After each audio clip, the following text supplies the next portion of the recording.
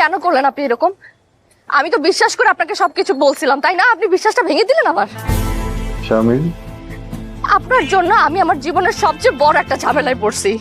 আমার দুলাভাই আমার সাথে যা তা ব্যবহার করছে। আমার বোন আমার গায়ে হাত তুলতে পর্যন্ত বাকি রাখে নাই। শামিল প্লিজ আপনি একটু ঠান্ডা হন। কি হচ্ছে আমাকে বলেন।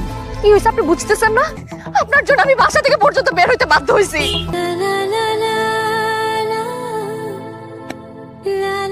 তুই বলছস না? সত্য করে বল, তুই বলছস?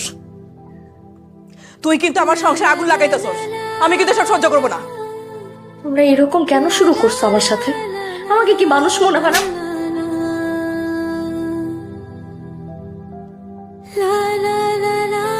মাইরা ফেলো আমার মাইরা ফেলো, তারপর আমি মুক্তি পাই, আমি শান্তি পাবো। আমার মাইরা ফেলো প্লিজ।